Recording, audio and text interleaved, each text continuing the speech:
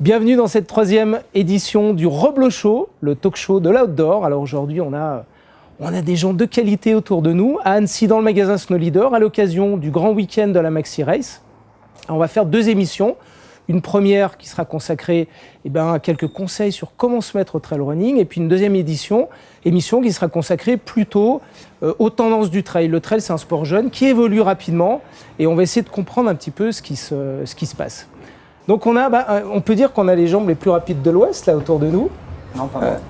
Non, tu cours un peu toi quand même. Un petit peu. Alors, tiens, t'as pris la parole. Commençons par toi. Bien fait.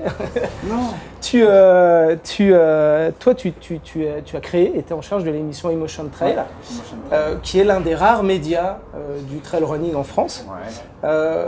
Allez, il y en a quand même pas mal. il y en a quelques-uns, mais on va dire l'un des rares médias sur le web qui produit des émissions, un peu comme nous. C'est pour ça qu'on a souhaité que tu sois là aussi avec nous. Ouais. Allez, on va commencer par la première question, moi qui me turlupine, c'est quelle est ta définition du trail running? Qu'est-ce que c'est le trail running? Et je vais tous vous poser la question, donc commencez à réfléchir un peu. Qu'est-ce que c'est le trail running? Je ne sais pas si c'est une définition particulière. On va l'inscrire forcément, on va rapprocher la course à pied et un milieu naturel. Après, effectivement, il y a du dénivelé, il y a pas mal de choses, mais le trail running, c'est très large et je pense que chaque pratiquant a sa définition et chaque spectateur de la discipline a sa définition. Pour la mienne, oui, effectivement, c'est une discipline sportive se rapprochant d'un contexte et d'un milieu naturel. Voilà, tout bêtement. Fred Bousseau, journaliste, Endurance Trail, donc l'un des rares médias aussi, hein, vous êtes là. Quelle serait ta définition du trail running? Ça serait ce qu'il y a de plus général, ça serait d'aller courir sur un chemin. Et je pense qu'aujourd'hui, tout le monde l'a fait ou tout le monde est en mesure de le faire, c'est-à-dire d'ouvrir la porte de son garage et de partir. Et souvent, le trottoir, il n'est pas des plus attirants et on est plus attiré par le chemin qui est derrière chez soi. Donc le chemin, ça peut être un bord de mer, une forêt ou des sentiers de montagne comme ici. Donc voilà, ça serait cette définition qui après est duplicable partout en France et partout dans le monde. Xavier Thévenard, merci d'être là. C'est un exercice difficile que je te demande. Non. Comment est-ce que tu définirais le trail running? Eh bien, je pense que tout simplement, c'est de courir sur des chemins en nature avec plus ou moins de dénivelé. Alors après, c'est vaste, on appelle du trail running des courses de 20 km avec 500 mètres de dénivelé, et puis des courses de 160 km avec 10 000. Donc c'est tout ça à la fois regroupé, mais je pense que ce qui prime avant tout, c'est le côté nature et puis chemin associé avec du dénivelé aussi, quoi. Négatif, positif. D'accord. Gédéon, Pocha, qu'est-ce que tu répondrais à cette question? Moi, ma définition du trail, c'est simple, c'est une paire de baskets, un shirt et puis la montagne. C'est accès à tout le monde qui peut y avoir accès.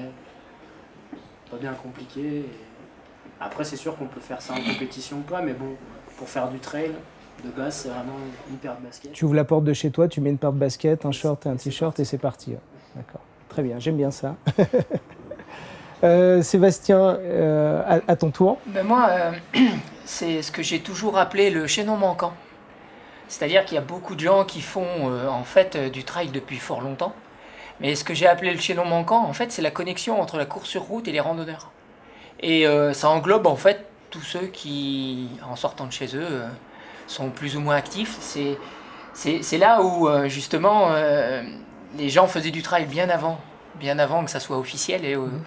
Et en fait, le fait de retourner à la voiture, ne serait-ce qu'en trottinant parce que la pluie arrive, ils faisaient déjà du trail en sortie rando. Donc voilà, c'est un peu ce chaînon-là qui, en fait, c'est un peu comme ça que je le définis. Le chénion manquant. Le journaliste a parlé, le chénion manquant.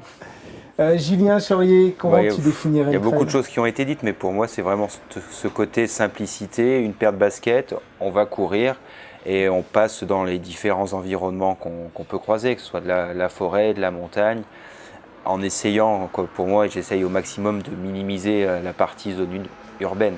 Parce que là, dans ce cadre-là, on se rapproche du jogging, de la course sur route. Alors justement, l'un des moyens de se mettre au trail, aujourd'hui, on voit qu'il y a un sport de plus en plus populaire, c'est justement pour la population urbaine d'attaquer par des city trails. Est-ce que pour vous, ce terme city trail, est-ce que c'est une façon de se mettre au trail? Est-ce que c'est une première étape qui peut être intéressante? Pour moi, le City Trail se détache un peu du trail. C'est de la course à pied, c'est très bien, c'est en zone urbaine, donc c'est peut-être plus accessible parce que la course vient aux personnes qui vivent en ville, mais ça fait partie intégralement d'une préparation pour aller faire un trail en nature, parce que la personne qui sait courir en ville pourra rapidement aller courir en nature. C'est deux choses différentes, mais qui ne sont pas forcément incompatibles. Moi, je trouve ça plutôt intéressant parce que c'est quelque part, ça permet quand même d'avoir le côté dépense physique et le côté escalier ou pas d'escalier, des côtes, des descentes. Ça rend beaucoup plus ludique le côté course à pied pur et dur. Et ça permet, comme disait Julien juste avant, d'avoir une première approche un peu avec l'effort, ce type d'effort. Ça permet aussi de se rendre compte qu'on ne regarde plus les distances et les chronos et qu'on regarde plutôt le temps qu'on va y passer, malgré et avec les contraintes. À partir du moment où, que ce soit le City Trail ou les autres activités, type Mud Day ou autres nouveautés dernièrement mises en avant, je pense qu'à partir du moment où les gens se bougent, à partir de là, tout le monde y trouve son compte et il y a de quoi faire pour tout le monde, aussi bien du 10 bornes que du 160, 200, il y en a même qui sont à 800 ou 900 km. Donc voilà, la panel est grande ouverte. Donc pour rebondir sur ce que tu disais, effectivement, ces nouveaux formats de course type Mud Day, est-ce que aussi ça peut être un moyen de se mettre au trail running? Moi, je pense que c'est un très bon moyen d'y venir. Après, faut pas non plus confondre l'aspect marketing qui est très très fort sur l'utilisation du mot trail et qui a aujourd'hui des dérives très fortes. C'est-à-dire qu'effectivement, un urban trail à Toulouse, à Lyon, à Blois, à Nantes, à Paris ou à Marseille, c'est juste une transposition d'une course sur route urbaine qui aujourd'hui utilise cette appellation pour aussi attirer du monde. Aujourd'hui, il y a plein de courses de villages qui avaient un nom, on va dire, classique, qui, en le transformant, en ajoutant le mot trail, deviennent des succès. Alors c'est très bien, parce que moi je trouve que si on ne va pas à la base intéresser les coureurs à faire des courses, demain le trail il va peut-être mourir, quoi. Tu sais combien de trails sont organisés en France chaque année? Ouais, on sait exactement, parce qu'on sort un book tous les ans avec tout l'annuaire de toutes les courses. Combien? Et il y a à peu près entre 900 et 1000 événements, sachant qu'un événement génère en général 2-3 courses en moyenne, donc il y a à peu près 2000 courses en France. Ouais. 2000 courses en France étiquetées trail running? Il y en a à peu près, c'est en gros 40 par week-end, quoi. Voilà. D'accord. Donc on peut en trouver n'importe où en France, tous les week-ends, dans son département ou pas loin de son département. Et pour revenir à ce qu'on disait tout à l'heure, je pense que faut pas oublier que la montagne, elle commence juste à être accessible. Hein. On le voit ici où il y a encore la neige présente assez bas.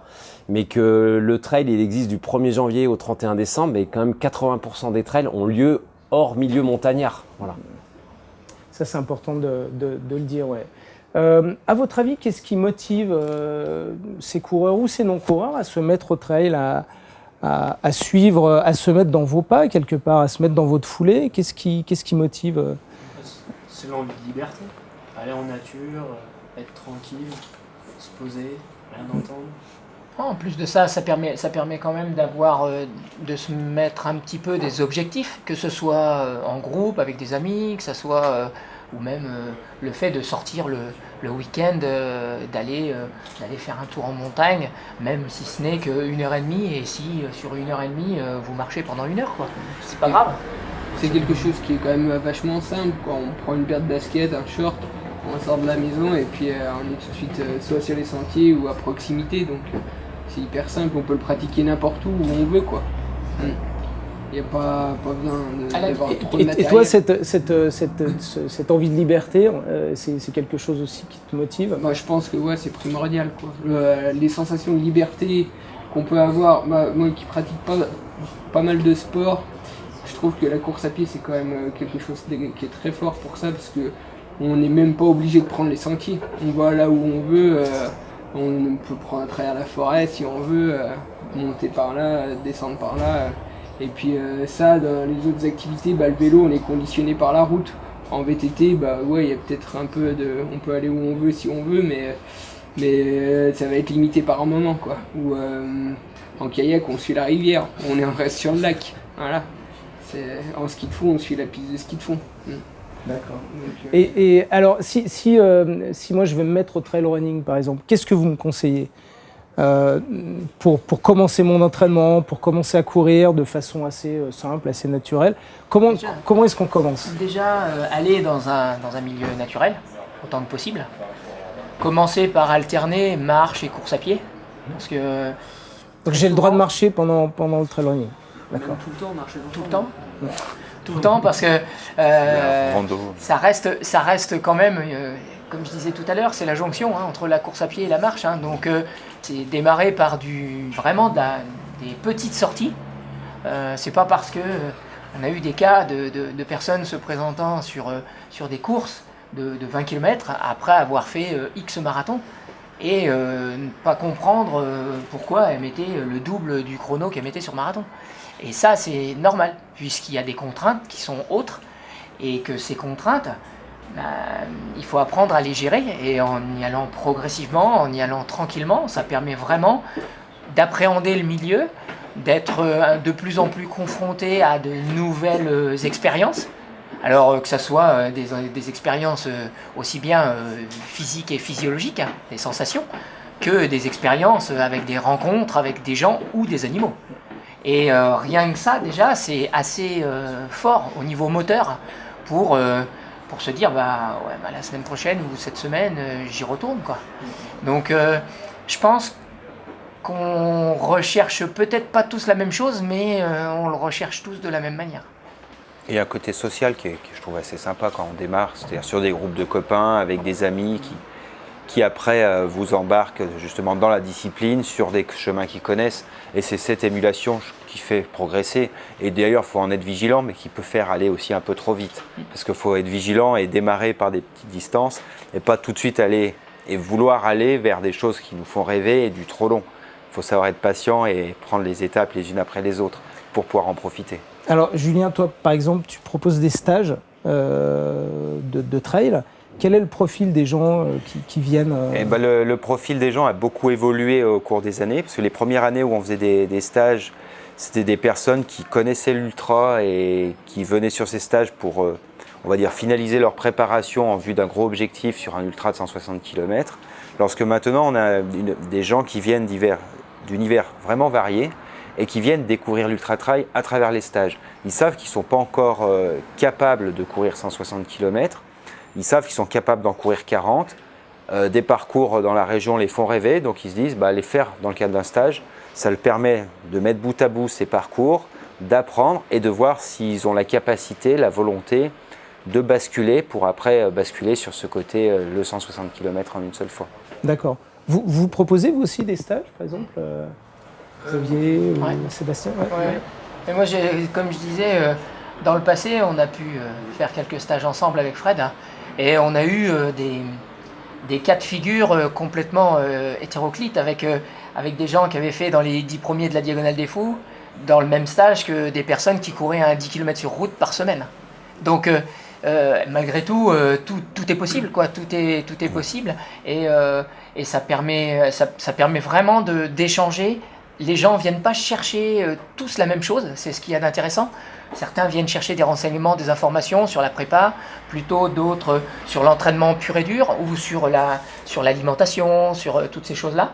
Et d'autres viennent tout simplement découvrir la montagne, et c'est plus une occasion de justement de mettre un pied dans le trail et de découvrir. Mais pour rebondir sur le groupe, comme disait Julien, moi je le vois quand je suis arrivé au village où j'habite maintenant. On était tout près d'Annecy. Voilà, tout près d'Annecy, dans un petit village qui s'appelle Toranglière. Et dans le village, au départ, on était 2-3 coureurs. Maintenant, il y a un petit groupe quasiment de 120 coureurs. Donc sur un petit village comme ça, c'est plutôt pas mal, c'est plutôt moteur. Ça, c'est un phénomène général. C'est-à-dire qu'il y a 5 ans en arrière, il y avait des clubs de coureurs à pied, d'athlétisme. Aujourd'hui, il y a des vrais clubs de trail. qui sont partout en France. Alors soit qui se sont créés en tant que club de trail, qui des fois s'appelle même team, hein, pour voir l'engouement que ça porte pour essayer d'être au top niveau, mais ou alors des sections, des clubs d'athlétisme qui créent une section de course à pied qui sont moins importantes que les sections de trail, puisqu'en fait, voilà, il y a un engouement très très fort autour du trail. Il y a cet aspect communautaire que soulignait Julien, c'est vrai, que rappelle Seb, c'est vrai qu'aujourd'hui, c'est plus facile de mélanger des gens qui sont capables de faire un ultra trail de 160 km et juste des débutants qui vont courir, parce qu'il y a un échange de conseils en nutrition à tous les niveaux, que des fois des purs coureurs sur route qui cherchent absolument la performance. Je crois que dans le trail, la notion de performance, elle est pas prioritaire. Il y a vraiment une notion de plaisir et souvent d'être finisher d'une course. Les gens qui commencent, ils l'entendront souvent. L'aspect finisher est très important parce que la notion de chronomètre disparaît complètement. Ici sur Annecy, demain après-midi, les gens ils veulent être finisher de la maxi race avant tout. Le chrono, il passe, on va dire, après quoi. Il y a tellement d'aléas en plus sur la durée de la course qui sont déjà liés à sa gestion propre de la course, mais qui sont liés aux conditions climatiques. C'est vrai que s'arrêter sur le chronomètre, c'est vraiment très restrictif. Et des personnes qui vont vouloir mettre 8, 10, 12 heures, c'est sûr, il y a un objectif chronométrique. Depuis le début de l'émission, de notre discussion, vous ne parlez pas beaucoup de chronomètre non, d'ailleurs. mais justement, parce que le chrono, il est très relatif. Après, ça va être un chrono ce jour-là par rapport peut-être à d'autres, à des collègues. Mais en soi, autrement, c'est pas grand-chose. Là où on va aussi le côté chrono, ça va être par rapport à soi-même. Si on revient pour la deuxième ou troisième fois sur un parcours, que le parcours est identique et que les conditions climatiques sont à peu près les mêmes, pourquoi pas essayer de faire le point et de faire mieux pour pouvoir se dire bon ben voilà, cette année j'ai fait ça, j'ai progressé, donc et c'est une satisfaction personnelle et ça doit rester comme étant une satisfaction personnelle. C'est la grosse différence avec certains d'autres sports en fait où vous êtes obligé de vous battez contre les autres. À d'autres concurrents. Alors que là non, là vous êtes face à vous-même. Je pense que ce qui permet d'unir tout le monde dans le trail, c'est vraiment qu'on a une passion qui est partagée, qui est la montagne. D'où l'aspect compétition qui va un peu disparaître. Et on parlera plus, comme disait Fred tout à l'heure, cet aspect de finir une course et non pas un chrono, tel temps, compétition à fond. C'est vrai que vous êtes quand même des champions de la discipline, vous gagnez des courses. Tous, et vous parlez très peu de chrono, vous parlez de liberté, vous parlez de montagne, donc c'est intéressant. Il y a le paramètre aussi après qui est sportif, qui rentre en jeu. Là, il n'y a pas forcément le chrono, mais on reste quoi. En tout cas, je reste un compétiteur et on vient sur une course, c'est pas que pour regarder les fleurs. Donc il y a l'environnement, il est sympa, mais c'est aussi pour donner le maximum de soi-même. Et cette course, on est compétiteur, mais on n'affronte pas des adversaires parce qu'en fait, Xavier, il va être devant parce qu'il est meilleur ce jour-là, il est devant. C'est comme ça, tant mieux pour lui. Parce que ça se joue pas, c'est pas malsain. C'est vraiment chacun joue avec ses armes et fait au mieux. Et à l'arrivée, on est content d'avoir fait une course, que ce soit devant, derrière. Et meilleure est notre course, plus on est à l'avant de la course, et mieux c'est. Après, c'est un peu l'aboutissement. La compétition reste l'aboutissement d'une préparation et c'est, pour moi, ce que je retiens, c'est vraiment la période de préparation que je trouve vraiment hyper intéressante parce qu'en plus de quelque part d'aller tester un peu ses limites, d'aller repousser un peu tout ce qu'on peut repousser, on a cette notion de montagne et de partage. Moi, ça m'arrive de faire des sorties en groupe, ça sort à petite vitesse, ça sort à petite vitesse, il n'y a pas besoin de se mettre tout le temps au taquet pour être bien. Je pense que ce qui prime avant tout sur des courses, en tout cas qui sont longues, c'est surtout l'envie, quoi. Alors certes il y a toute une préparation derrière avec des séances plus ou moins spécifiques, mais la part mentale elle est hyper importante. Et puis si on veut être bon le jour de la course, je pense que c'est déjà l'envie, la motivation, content d'être là, heureux d'être dans la montagne et puis se donner le meilleur de soi et normalement derrière, voilà quoi. C'est pour ça que quand tu commences, il faut faire attention à pas trop en faire et garder cette envie de chaque sortie, ça soit l'envie d'y aller et qu'on soit poussé par cette envie. Quel que soit ton niveau. Oui, quel que soit. Ah oui, vraiment, c'est le plaisir. Pour revenir au début de ta question, c'est aujourd'hui comment venir pour des gens qui veulent s'y mettre. Moi, je pense ce qui est hyper important, je sais que Seb en parle beaucoup et tous, Julien aussi, c'est la notion de plaisir. C'est-à-dire qu'effectivement, aller courir que ce soit, bon, nous ici on est un peu déformé parce qu'on a la montagne, donc des fois c'est vite dur, mais vite très beau aussi. Mais des gens qui habitent dans des milieux moins élevés en termes de dénivelé, ils peuvent quand même souffrir à l'entraînement. Et ce qu'il faut, c'est quand même persévérer. Ça, tous les sports sont pareils. Mais c'est vrai qu'au bout d'un moment, au bout de 4, 5, 6 fois, c'est plus dur que d'aller courir 1 heure sur la route ou sur un chemin plat. Mais c'est vrai que des fois, l'envie de passer une côte en courant, même si elle n'est pas longue, et de se dire qu'au bout de 5-6 fois, on va y arriver, et bien quand on y arrive, honnêtement, le chrono, on s'en fiche de la passer en 2 minutes, en 3 minutes ou en 5 minutes. Mais c'est vrai que ce plaisir d'avoir réussi ça, c'est un espèce de défi, quoi. Se trouver face à un mur et le gravir, et ben, je trouve que c'est hyper important. Et je pense que quand on commence, et ben, faut pas vouloir essayer d'aller trop vite, de griller les étapes. Faut vraiment y aller petit à petit, prendre son temps. Et puis persévérer, pas non plus se dire que j'y arriverai pas, mais vraiment voilà, avoir puis l'envie, garder l'envie d'y aller, pas non plus y aller à contre-cœur, parce que souvent, enfin ils le savent, hein, des fois ils doivent aller s'entraîner, ils ont pas envie, ils y vont pas, quoi. Mais sauf qu'on garde l'envie pour le jour suivant, quoi. Alors l'un des paramètres du plaisir de courir, ça reste malgré tout le matériel, c'est-à-dire la paire de chaussures. Quel genre, quel type de chaussures vous pourriez conseiller à des gens qui veulent attaquer le trail running, Antoine par exemple? Moi, je pense que je ne suis pas la bonne personne pour répondre à cette question-là, mais aujourd'hui il y a énormément de marques, il y a énormément de morphologie, il y a des pieds qui sont totalement différents, et encore une fois c'est le point de départ, garder la notion de plaisir, donc aller dans un magasin, peut-être profiter que les marques puissent mettre des tests de chaussures à disposition et essayer de se sentir bien, voilà. D'accord, Ma vision de la chose. Ouais. D'accord. Ouais. C'est vraiment essayer la chaussure. Et oui, l'essayer. Ouais. Après, il ne faut pas être attaché à une marque. Aujourd'hui, les marques sont présentes sur un marché, elles apportent une certaine image.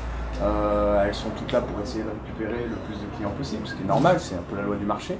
Mais il ne faut pas vouloir s'accrocher donc vraiment à cette image, mais s'accrocher au confort que la chaussure peut amener. Faire très attention aussi parce que au début on commence la course à pied, on commence le trail, on arrive dans un milieu naturel qui est très exigeant. Et je peux en parler parce que je ne suis pas un grand coureur et on est très vite face à des blessures, des choses comme ça. Et souvent ça peut venir justement de est-ce qu'on est bien dans les baskets ou pas. Donc le choix est important, au-delà du plaisir, il y a une dimension. Je pense que le choix est important. Moi, pour ma part, en tout cas, le choix est très important. D'accord. Voilà. Les uns et les autres sur le choix du matériel, des chaussures Moi, je pense que déjà avoir de bons conseils dans un premier temps, comme je disais juste avant, on a tous des morphotypes de pieds différents. Il faut mettre le pied dedans pour se sentir et pas partir sur une marque ou sur un type de chaussure parce que le copain court avec cette chaussure-là et qu'il est bien dedans. C'est en plus le seul contact qu'on ait avec le sol. Donc c'est un contact qui doit être très important et qui doit être... Les pieds sont très souvent pas très bien préparés à ce type d'activité. Et pourtant c'est vraiment le lien avec l'activité. Donc c'est important d'aller dans un magasin avec des gens qui conseillent très correctement, de manière à pas s'enflammer et à partir sur des produits qui ne correspondraient pas et qui créeraient plus de problèmes qu'autre chose. Et où il faut être vigilant, je pense que c'est important pour des personnes qui ont déjà l'habitude de courir, qui sont sur du jogging, qui courent sur la route, c'est pas vouloir basculer trailer et chaussures de trail. C'est-à-dire il faut sur la même marque identifier. Et ce qu'il faut aussi, c'est garder une chaussure pour aller dans les chemins avec des crampons adaptés au terrain qu'on a en dehors de chez nous et garder une chaussure de running classique route pour les footings qu'on va faire pour la personne qui habite en zone urbaine pour aller courir tous les jours. Parce que s'il va avec ses chaussures de trail faire safety footing, il va perdre en confort, en qualité de déroulé et c'est pas adapté. Ce que je pense est adapté, c'est d'avoir 2 paires, une pour la partie route, une partie pour le trail, et d'alterner. Et le pied, du coup, sera plus maniable et s'adaptera mieux au terrain et on diminue les risques de blessures. Parce que toujours de la chaussure de trail sur la route, c'est pas top. Et partir avec des chaussures de route sur les chemins, il n'y a pas de grip, on risque de glisser, il n'y a pas de pare-pierre, de se faire mal. Donc c'est bien d'avoir la chaussure adaptée au terrain. Je vais compléter avec ce qui est dit par les coureurs. Alors, eux, ils sont un petit peu déformés parce qu'ils ont une marque qu'ils sont obligés de porter. Moi, je trouve ce qui est important, et je le pratique, et je vois de plus en plus de coureurs le pratiquer, c'est en fait ce que dit Julien, d'avoir quand même 2-3 paires, et vraiment d'adapter la chaussure au type de terrain où on va courir, à sa morphologie, forcément, à sa distance, Et quelqu'un, on imagine, qui part en déplacement une semaine en Bretagne, il sait qu'il peut aller courir en bord de mer, il ne va pas prendre les mêmes chaussures que s'il va courir autour des Aravis ou dans le Beaufortin ou dans les Hautes-Alpes. Et vraiment, c'est super important de trouver, comme l'expression le dit, chaussures à son pied, quoi. Joli. T'as réussi à la placer, celle-là. Xavier, j'imagine, Gédéon pareil, on vous demande peut-être, vos amis dans votre entourage, tiens, qu'est-ce que tu me conseilles comme chaussures qu'est-ce que vous répondez à ça? Bah, c'est vrai que c'est délicat. En fonction de la morphologie, c'est comme ce qu'on vient de dire là. Maintenant, il faut trouver sa chaussure qui nous correspond et puis essayer. Par exemple, j'ai un frangin qui court beaucoup et puis donc du coup, je lui fais essayer aussi des chaussures. On fait la même pointure, donc on a la chance. Et puis après, voilà, il me dit un peu ses avis et il y a certaines qui ne correspondent pas du tout et qui me vont très bien. Et j'avais envie de lui dire, bah moi ces chaussures, je mets-les parce que je les aime bien, mais c'est pas le cas, quoi. Il faut. C'est vraiment personnel. Ouais, je pense qu'il faut essayer et puis faire son expérience. Ouais, c'est quelque chose de personnel. En plus, avec le marché actuel qu'il y a et toutes les différentes marques de chaussures, les modèles, on est obligé de trouver quelque chose qui nous va. Et il faut pas s'entêter à dire je vais prendre la même chaussure qu'un tel parce que ça fait beau ou parce qu'elle est plus légère. C'est un coup à se blesser et vaut mieux aller en magasin, on essaye plein de chaussures différentes et on trouve ce qu'il faut. D'accord. On va terminer cette première émission. J'aimerais bien avoir votre récit. Pourquoi est-ce que les uns et les autres vous vous êtes mis au trail? Pourquoi est-ce que vous avez commencé pour certains? C'est assez récent d'ailleurs. Alors commençons par toi, Julien. À quel moment tu t'es mis au trail et pourquoi? Moi, j'ai surtout arrêté le vélo, c'était en 2006, donc ça date au mois de mai, parce que professionnellement, personnellement, j'avais plus le temps de faire du sport. Donc j'ai mis le sport de côté et je me suis mis au trail en septembre avec des collègues de boulot. C'est tout à fait ce qu'on a évoqué avant, le côté social, le besoin de prendre l'air et la facilité. On allait courir entre midi et 2 pendant la pause déjeuner. Ça a commencé comme ça sur un tour du lac du Bourget en relais qu'on devait faire.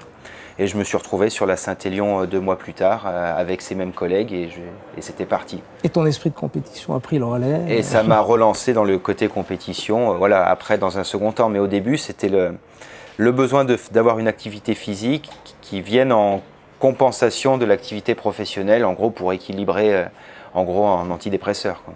D'accord. J'avais besoin, autrement on me disait que j'étais un peu chiant à la maison, donc quand j'allais courir, ça allait mieux après.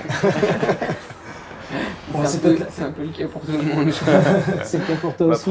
Comment tu t'es mis au trail? Moi, j'ai pas attendu que le trail arrive pour que je m'y mette. Je cours depuis gamin en fait, parce que à la base je fais du ski de fond. Et puis c'est vrai qu'il y a beaucoup de skieurs de fond qui ont comme pratique la course à pied l'été pour se préparer au mieux l'hiver. Donc c'est assez similaire, l'effort c'est très proche au niveau cardiaque et tout. Donc tous les fondeurs ils font de la course à pied en montagne, en nature, et ça depuis des années et des années. Et donc c'était après voilà, j'ai essayé une course, ça a pas trop mal marché, et puis voilà, de fil en aiguille, c'est pour ça. D'accord. Gédéon, toi tu fais aussi du ski alpinisme, hein. Comment est-ce que tu t'es mis au trail? Au trail, je faisais du foot avant quand j'étais plus jeune. Et puis pour compléter un peu mes entraînements, j'allais faire quelques footings. Puis j'habite un des villages au bord du lac, Taloir, un peu au-dessus. Et du coup, je me suis vite retrouvé en montagne. Puis ça m'a de plus en plus plu. Puis j'ai arrêté le foot et je me suis mis au trail. Sébastien, comment est-ce que tu t'es mis au trail running? Moi, ça a été par accident. Je venais de l'athlétisme d'abord, quand j'étais tout gamin. Et puis j'ai arrêté l'athlé pour finir mes études à l'âge de 21 ans.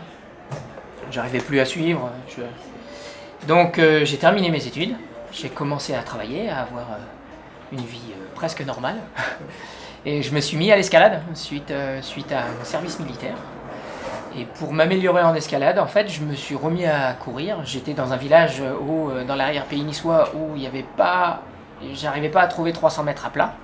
Donc c'était tout en escalier, tout. Donc j'ai commencé à faire comme ça.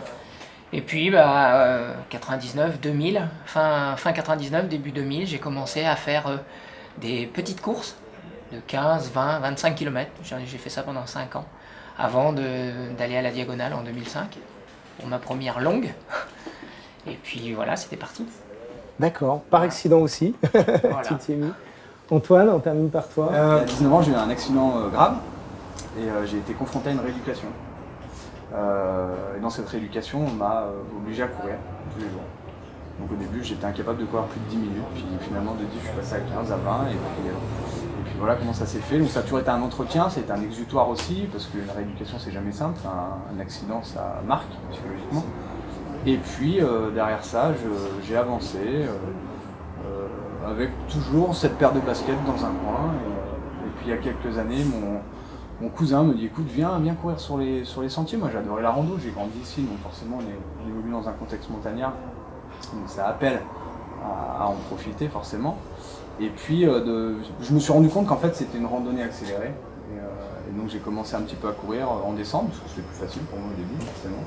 Et puis le travail se fait, et puis on commence par effectivement des 10, 15, 20 km, 30 km. Et puis aujourd'hui j'essaie d'aller me confronter à des distances un petit peu plus longues, dans lesquelles je me fais plaisir beaucoup. C'est effectivement, on en parlait tout à l'heure, la notion de plaisir, prendre un dossard. Ça fait du bien, ça met une bonne gifle. Comme dit l'ami Brognard, ça remet un peu l'église au centre du village. Et effectivement, je pense que c'est vraiment ça. Et c'est pas un sport égoïste, on n'est pas seul dans ses baskets. Il y a du monde autour, il y a des ravitaillements, il y a des bénévoles, il y a tout ça. C'est une forme de partage. Voilà. Donc, voilà comment je suis arrivé au trail running. Et finalement, je crois que je m'y sens bien et j'ai pas tellement envie de repartir. Voilà. Ah, mais merci, c'est des belles histoires tout ça. Merci beaucoup. On termine cette première émission là-dessus. Donc vous avez bien retenu, hein, le trail running, c'est le meilleur antidépresseur. C'est ça. On garde ça dans un coin de sa tête. On se retrouve dans quelques minutes avec les mêmes invités à peu près. On aura Michel Lannes qui va venir remplacer Gédéon. Et puis on va évoquer les tendances et l'évolution du trail running aujourd'hui. On se retrouve dans quelques minutes. Merci à tous, à tout de suite. Merci à vous.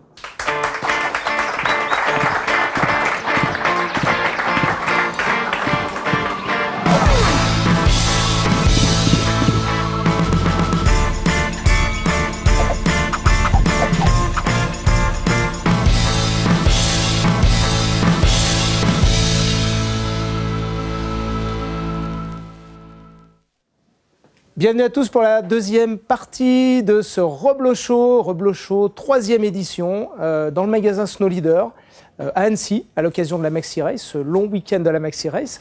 Alors on a un très beau parterre de coureurs et de spécialistes du trail running, les jambes les plus rapides de l'Ouest, qui sont avec nous. On va parler pendant 30 minutes des tendances du trail. Le trail running est une discipline qui est assez jeune. Elle évolue en permanence. On va essayer de comprendre comment elle évolue, comment elle change, avec nos spécialistes ici dans le magasin Snow Leader. Par quoi on commence? Le trail running, c'est quand même assez jeune. Hein. Rappelez-nous, peut-être Fred, journaliste, spécialiste de tout ça, rappelle-nous la date du premier UTMB, Ultra Trail du Mont Blanc, qui est la grande épreuve de référence de l'ultra. Si je ne me trompe, ça a 14 ans, ça sera la 14e édition cette année, c'est ça? 2003. Donc ça fait faire ça. Hein. Ouais. 2003, Sébastien. Après, c'est ce qu'on a dit dans la première partie tout à l'heure, c'est qu'aujourd'hui, le trail, il a été mis au jour par une appellation un peu marketing. Mais les premières courses, vraiment courses, d'ailleurs Michel il est aussi concerné parce que je crois que les premières courses remontent au début du XXe siècle, en 1904, du côté du Vignemal. Donc, tu veux dire il est concerné parce qu'il les courait des gens en 1904? Ouais, il était déjà coureur et il allait chercher les glaçons pour mettre dans le pastis. Et en fait, je sais pas si tu as écho de cette course-là, mais c'était une course qui se faisait, en fait, il fallait monter au sommet du Vignemal, c'était les guides qui la faisaient. Tu me dis si je me trompe. Hein. Et en fait, le premier rendu en bas était le premier sur le tableau pour ensuite avoir des clients. Voilà. Donc, et cette course existe toujours. Donc, comme quoi, le trail running n'est pas né avec l'UTMB, n'est pas né ailleurs, mais courir en montagne, ça a toujours existé. Et quand on reprend, à Chamonix, les ascensions du Mont Blanc, 1789, je crois, la première ascension. Donc, c'était avec d'autres moyens, mais c'était aussi l'idée d'aller le plus vite possible au sommet et de revenir à Chamonix, quoi. En fait, c'est l'appellation trail, je pense, qui est récente. Mais sinon, courir en montagne et dans la nature, ça se fait depuis. Alors, c'est ce que tu nous disais dans la première partie de l'émission. qu'avant que ça s'appelle trail. Toi, en entraînement de ski de fond, tu courais déjà. Ouais, moi, mais même beaucoup d'autres, courir en nature. Alors, pas forcément, parce que le trail c'est lié à la compétition, je suis pas sûr, avec un dossard à mettre sur le dos. C'est courir voilà, dans la nature, pas forcément avec un dossard, justement. Donc, ouais, avant on n'appelait pas celui du trail, mais on courait quand même dans la nature. Ouais. Donc Michel Lannes, tu nous rejoins pour cette deuxième partie, merci d'être là. D'autant que tu fais la course demain. Oui. Demain, samedi matin, 3h30, tu seras au départ sur le paquet à Annecy pour la Maxi Race. Il faut bien, ouais. T'es prêt? C'est bon? Ouais, je pense. Bah, j'espère. J'espère me réveiller surtout, mais ouais, sinon, on est prêt. Bon, on parlait de la course du Vignemal au début du XXe siècle. Ouais. Tu connais cette course? Oui, je l'ai couru l'an dernier pour la première fois. Mais c'est vrai que historiquement, depuis tout petit, j'entends parler de cette course. Et c'est vrai qu'à l'époque, il y avait 2 vallées qui permettaient d'accéder au Vignemal, puis au sommet des Pyrénées. Et c'était la guéguerre entre les guides de chaque vallée. Et donc, comme disait Fred, en fait, pour donner un tour de rôle et pour faire une hiérarchie dans les guides, ils couraient en montagne au sommet du Vignemal et ils redescendaient. Donc voilà, comme dit Xav, le trail, ça s'est toujours pratiqué et je pense que les guides ont toujours initié cette pratique et ont toujours été en montagne de façon plus ou moins rapide, en cherchant à être de plus en plus rapide. Et voilà, maintenant le trail c'est nouveau et puis ça explose un peu, et c'était une discipline marginale il n'y a pas si longtemps, si on regarde il y a 20 ans on va dire, c'était vraiment marginal, mais bon, ça se pratiquait quand même. Avec des chaussures de running sur route, parce qu'il n'y avait pas de matériel de trail running. Donc on avait des... C'était vraiment... c'était voilà Toi qui es le plus ancien, je me permets, tu es le plus ancien de ce plateau. Hein. Ouais. Tu te souviens de cette époque? Non, même pas. Même moi, je n'ai pas vécu. Je dirais, quand je suis arrivé dans le monde du trail running, sur des courses certaines courses n'existent plus malheureusement. Je repense au trail du Férion ou des courses qui étaient plutôt dans le sud de la France. C'était à l'époque déjà, c'était 50 km avec 2800 mètres de dénivelé positif. Et lorsqu'on parlait déjà le fait de pratiquer le marathon, on était pris un petit peu pour des malades mentaux. Donc 50 km en montagne avec autant de dénivelé. Et on voit que ça s'est bien démocratisé puisque maintenant 50 km, faut qu'il y ait minimum 3800 mètres de dénivelé positif et non 2008. Et en plus, à l'époque on était, peut-être une cinquantaine, 60, une centaine de personnes peut-être au départ. Et maintenant, les gens font la queue, quoi. Donc voilà les évolutions. Alors moi j'ai une question quand même c'est une discipline qui en quelques années a vraiment explosé d'un point de vue populaire. Malgré tout, c'est une discipline qui reste entre guillemets très amateur. Vous tous qui êtes parmi les meilleurs de cette discipline au niveau mondial, vous avez par exemple tous un métier à côté. Non. Vous ne pouvez pas vivre de la discipline. Si. Toi si. Ouais. Alors tu es l'exception. Moi j'ai vraiment cette chance-là. Et j'en profite, je dirais, tous les jours, au quotidien, avec... lorsque je suis passé professionnel en 2010, j'ai eu la chance, déjà, dans un premier temps, d'être bien entouré. Ça a été sur une demande d'un de mes sponsors qui m'a fait une proposition pour être beaucoup plus présent pour la marque. Et donc, à partir de ce moment-là, j'ai essayé de prendre un peu de recul avec je dirais, un métier traditionnel. Qu'est-ce que tu faisais avant En fait, moi je suis biotechnologiste. Donc, les dernières années, je travaillais dans un magasin de montagne de manière à simplifier un petit peu pour pouvoir m'entraîner, pour pouvoir avoir une vie de famille. Et les uns et les autres, alors vous faites, quels sont vos métiers? Michel Lannes, toi tu es secouriste au PG. Ouais, c'est ça, secouriste au PGHM, donc un métier à temps plein toute l'année. Et beaucoup plus que 35 heures. Avec des tours en hélico. Moi, ça fait aussi quelques années que j'ai arrêté de travailler comme ingénieur en bâtiment et que je gravite dans le milieu du trail, en fait, sur la prestation avec des marques. Donc voilà, je vis au sein du monde du trail. Je ne me considère pas tout à fait comme un professionnel du trail, mais pas loin.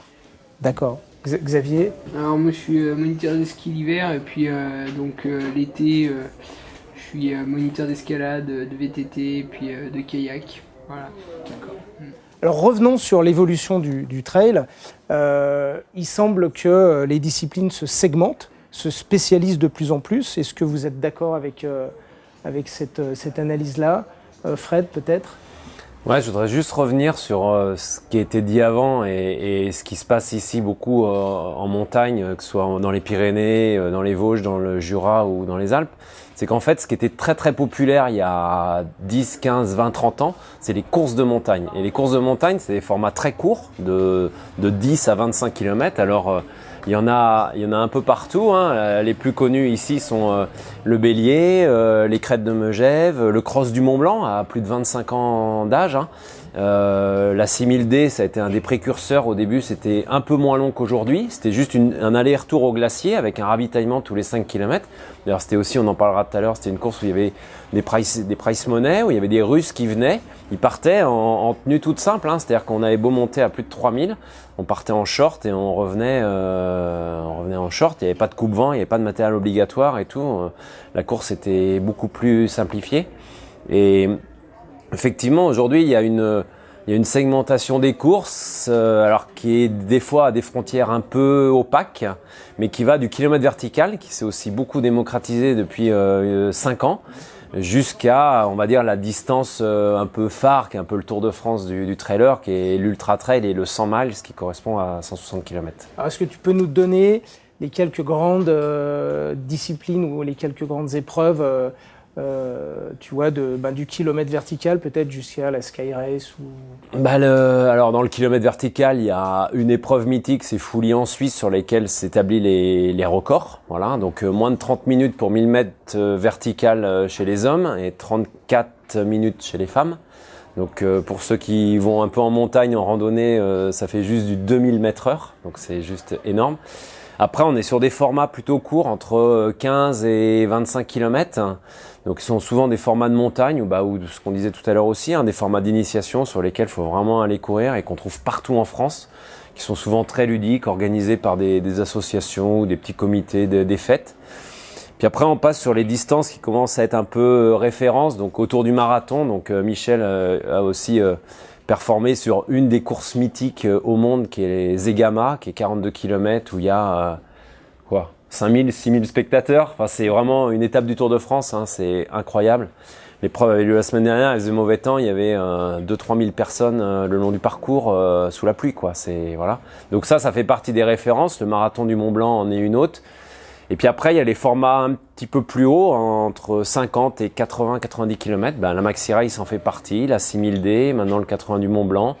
Il y a d'autres courses, le Grand Raid des Pyrénées, il y en a un peu partout. Et puis après, on passe sur le format, on va dire XL, Ultra, donc 100 km jusqu'à 160 avec le Graal pour beaucoup de coureurs, l'UTMB ou le Grand Raid de la Réunion. Et puis maintenant, avec l'avènement des grands circuits internationaux, il y a le Mont Fuji, la Western States, il y en a un peu partout dans le monde, et ce qui permet à ces coureurs de voyager aussi. Alors, quels sont les formats que vous préférez, vous, chacun Après, je pense qu'il y a les formats qu'on préfère, les formats où on est plus performant. Des fois, c'est pas toujours la même chose. Mais c'est vrai que moi, c'est le format où je me retrouve beaucoup, c'est sur le format 100 miles, où justement la vitesse de base est peut-être pas la plus importante, mais on est vraiment sur un long déplacement, une longue aventure. Et c'est pas du tout les mêmes efforts, parce que rien qu'en fréquence cardiaque moyenne, elles sont relativement basses. C'est-à-dire c'est les fréquences de randonnée très actives. Et du coup, ça, c'est un effort qui me convient bien, et sur une vingtaine d'heures, c'est top. Ouais, moi, je suis un peu dans les mêmes distances. Même si ces dernières années, ayant eu des soucis, je suis revenu sur des kilométrages de 80 jusqu'à 100, 125. Mais c'est vrai que c'est mes distances de prédilection, j'y suis venu progressivement, et puis je me suis rendu compte que en refaisant du 50 jusqu'à 80 km en entretien régulier, avec quelques 2 ou 3 projets de 100 miles dans l'année, ça fait un bon programme. Michel aussi, Moi, je suis un peu plus court, sur des distances plus courtes, même si j'ai fait quelques incursions sur les ultra-trails par curiosité, on va dire, par défi. Et sinon, ouais, après, pour tout bien mixer entre mon boulot, les entraînements, en fait, plus les distances sont courtes, et plus les entraînements sont courts en temps aussi. On est plus sur du fractionné, des efforts plus intenses, mais plus courts. Donc c'est aussi pour cette raison que moi je suis revenu sur des distances type marathon ou en dessous de 80 km, on va dire. Voilà, c'était plus pour réussir à combiner un peu mieux mon activité pro et puis pouvoir digérer les entraînements. Voilà, pas courir que la nuit. Et Xavier, toi tu es spécialiste, tu as un palmarès unique sur de la longue distance, UTMB, CCC. Ouais, spécialiste, j'aime bien les formats longs me conviennent assez bien, on va dire, mais après j'aime bien toutes les distances. Je me fais plaisir sur des kilomètres verticales, sur du marathon, mais après je suis pas très bon quoi. Bon. Non, le format très long me convient pas trop mal. Alors, c'est vrai que quand on raconte et quand on voit ces courses, c'est des atmosphères, des récits très différents entre une Zegama ou un UTMB ou des kilomètres ou des Sky Race. Fred, tu vois vraiment ces ambiances, ces atmosphères, c'est des coureurs différents, des engagements différents selon la course. La différence est très très nette aujourd'hui entre un coureur d'un format de 20-25 ou d'un format de 100 ou 160, qui soit amateur ou élite. L'approche n'est pas du tout la même. C'est vrai que ce que dit Michel, c'est sur un 20-25, on va pas s'entraîner de la même manière, on va pas partir pour la même durée. C'est-à-dire que 20-25, le meilleur, il va mettre 2h, 2h10 sur un profil, on va dire, un petit peu montagneux, mais pas forcément plus. Et le dernier va mettre 4h, 4h15.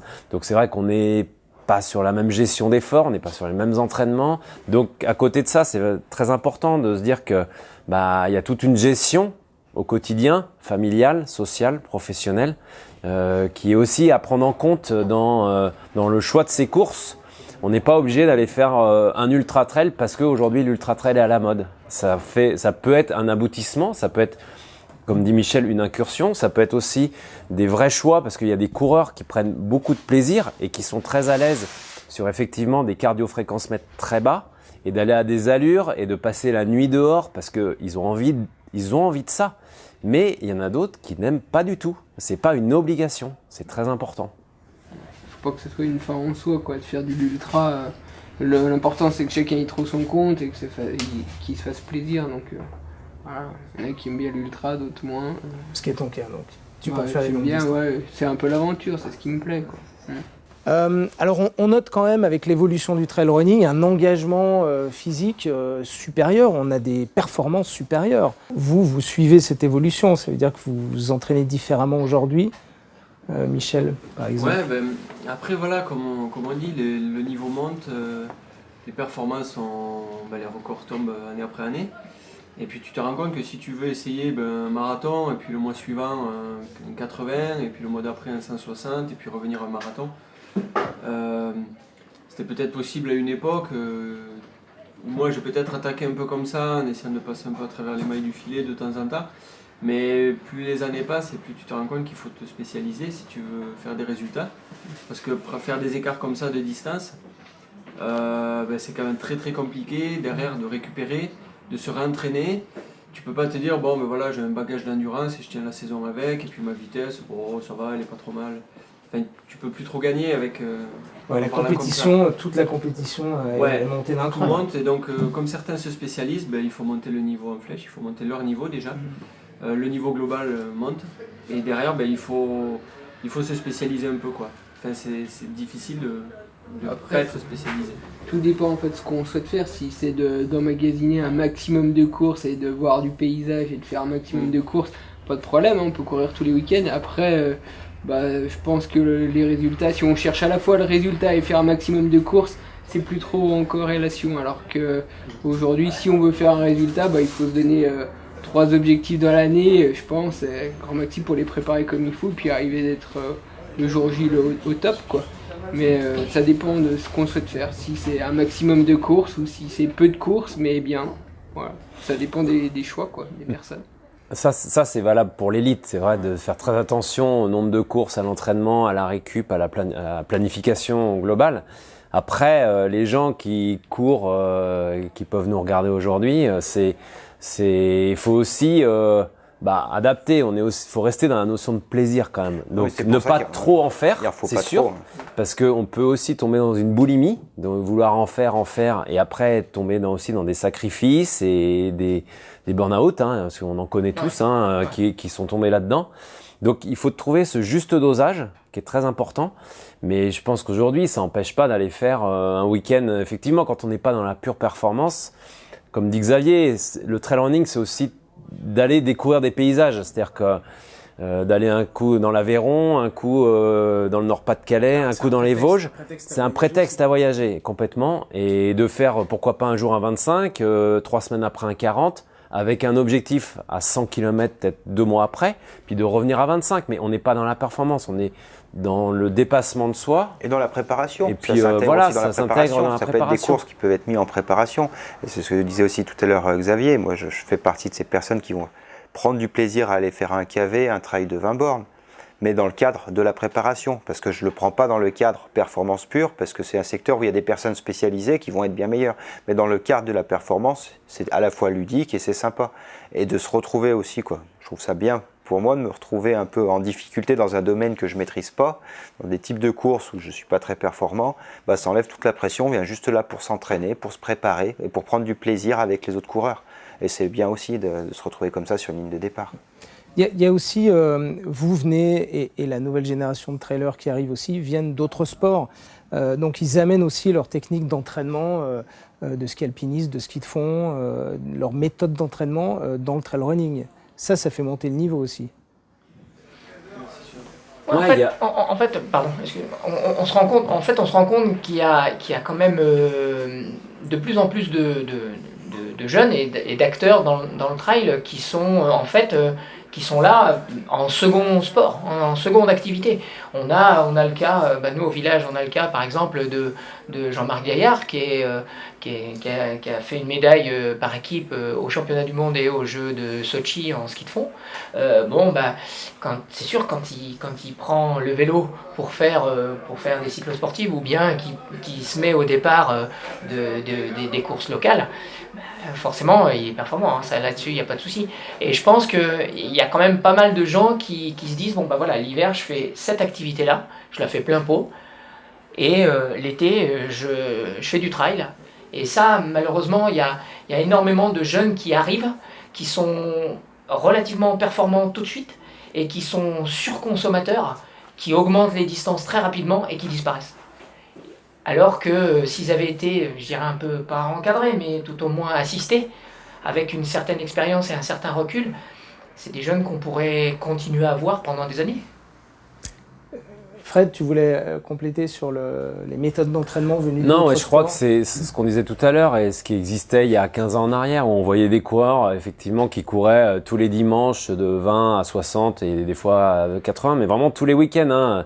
Le cas de Dawa, le cas de Guillaume Lenormand, de Christophe Jacquot, de Vincent Dolbar, enfin tous ces grands noms de la décennie d'avant presque. Et aujourd'hui, c'est aussi, eux ils le vivent parce qu'ils sont au cœur du truc, c'est-à-dire qu'aujourd'hui il y a très peu d'études de fait sur la physiologie du trail et sur la physiologie de l'ultra trail. Alors je sais que Julien participe à des études sur la fatigue, sur des études musculaires, des études de physiologie, de ressenti. Et aujourd'hui le milieu, les méthodes d'entraînement et du coup l'adaptation des coureurs élites et par voie de conséquence des autres coureurs évoluent en fonction de toutes ces informations qui sont récoltées et qui sont en train de se construire. Alors Pascal Balducci travaille, Guillaume Millet travaille, Grégoire Millet, c'est tous des chercheurs, des entraîneurs, et tout le monde travaille un peu là-dessus pour essayer de connaître vers quoi va être aussi fait les méthodes d'entraînement, de récup, et il y aura, je pense, de plus en plus une spécialisation des coureurs vers des formats. D'accord, donc le trail est devenu, ou les trailers sont devenus des objets d'étude pour mieux comprendre et mieux adapter. C'est à eux qu'il faut demander. Non, mais moi, c'est quelque chose qui me passionne d'essayer de comprendre justement d'un point de vue physio. Mais il y a énormément d'inconnus justement sur l'impact sur l'organisme du trail. Parce que moi, je suis persuadé que l'entraînement au quotidien qu'on fait sur du trail de l'ultra, en soi, c'est très bon pour la santé, c'est du sport.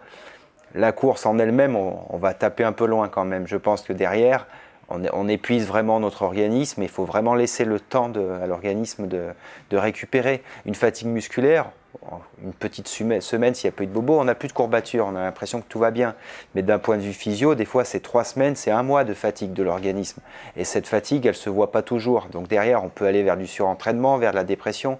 Donc il faut être vigilant là-dessus. Et là, les études débutent et on n'a pas trop d'informations sur comment ça va se dérouler dans l'avenir. Et là, on parle sur une course, mais au bout d'une saison, 2 saisons, 3 saisons, comment vont être les organismes. Et là-dessus, il y a beaucoup de choses à chercher. En tout cas. Michel, tu rigolais, tu te sens aussi, toi, cobaye? On est cobaye, moi, à mon niveau moins scientifique, on va dire, mais on est cobaye parce qu'on se rend compte qu'on ne s'appuie pas sur des modèles très définis. Enfin, on pratique, on découvre un peu et puis on sert un peu de modèle, c'est vrai. On se sert des années de certains coureurs pour dire ah ben ouais putain, si tu fais trop de trucs comme ça, tu peux arriver à ça, ou des fois on se dit oh ben regarde, lui il a fait ça, putain, waouh, super, donc peut-être que moi je peux tirer un peu vers ça. Et bon, on découvre un peu tous la discipline, quoi. Et les modèles commencent, ou les exemples commencent à arriver. On arrive à savoir qu'est-ce qu'il faut éviter ou qu'est-ce qui peut nous mener à des mauvais résultats ou des blessures ou autre. Mais on est quand même tous dans la découverte, quoi.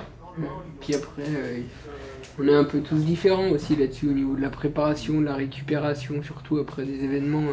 Il y en a qui vont récupérer plus vite que d'autres moins vite, et puis des fois ça va être plus long. Après, je pense qu'il faut faire son expérience et puis pas se baser par rapport à ce qu'a fait lui ou lui. Il n'y a pas d'entraînement type. Ouais, voilà. Il n'y a pas d'entraînement type. La grosse différence avec la course sur route, c'est qu'on va donner un plan d'entraînement pour se préparer pour un 10 km ou pour un semi. À 10 personnes, il y en a 9 pour qui ça va fonctionner. Puis le 10e, c'est parce que il y aurait eu un petit couac à un moment. Et en trail, on va falloir prendre en plus de la course à pied pure et dure, il va falloir prendre en compte la gestion de la nuit, l'alimentation, la capacité à monter, la capacité à descendre. Enfin, il y a tellement de facteurs. C'est clair, on veut trop souvent comparer la route au trail et puis on veut trop mettre des calculs de maths en disant si tu fais ça tu vas arriver bon comme ça, mais je pense que c'est pas ça quoi. C'est d'abord l'envie et puis ok il faut faire peut-être des séances spécifiques pour arriver à être bien et tout, mais il y a une grosse part de mental, c'est vraiment un autre milieu je trouve, c'est comme comparer du VTT à du vélo de route quoi, ça n'a rien à voir. De la route et puis du trail ça n'a rien à voir. Le ski de fond et ski de rando. Pareil. On va terminer l'émission. J'aimerais bien que vous me donniez votre avis sur l'avenir du trail, à la fois ce que vous voyez arriver dans le trail, de positif comme de négatif, et peut-être aussi ce que vous souhaiteriez qui arrive dans le trail. Antoine, comment est-ce que tu vois évoluer le trail dans l'avenir, dans les prochaines années? C'est une discipline qui est montante, c'est sûr, qui explose. Et comme toute discipline qui monte très vite et qui explose, il va falloir, comme disait Sébastien tout à l'heure, cadrer les choses, faire en sorte que ça ne s'emballe pas, que ça ne parte pas dans tous les sens. Et finalement, je pense qu'il y a des effets de masse. Et cet effet de masse-là, la discipline du trail, donc des coureurs en montagne à l'origine, récupère cet effet de masse, mais n'a pas les capacités, n'a pas le recul, n'a pas la connaissance pour pouvoir le gérer. Sébastien, tu étais d'accord avec ce que disait Antoine? Oui, tout à fait. Je pense qu'il y a eu une prise de conscience déjà qui a été faite sur l'engouement. Maintenant, c'est vrai que gérer un petit peu la masse que ça draine, et puis réussir à gérer un petit peu les volontés de chacun. Il y a quasiment 6000 participants à la Maxi Race en un week-end sur les différentes courses. C'est énorme. Et c'est devenu absolument énorme. Là-dessus, pour ces dernières années, quand vous aviez 800 places sur une épreuve, vous remplissiez tranquillement. Maintenant, les gens sont devant l'ordinateur à se dire je veux faire cette épreuve, et c'est quasiment comme à une période par rapport au Tour du Mont Blanc, c'était quasiment à celui qui avait la plus grosse connexion, quoi. qui allaient pouvoir en 10 minutes, ils arrivaient à faire quasiment, ou même sur le marathon du Mont Blanc, 20 000 demandes en moins de 10 minutes, quoi.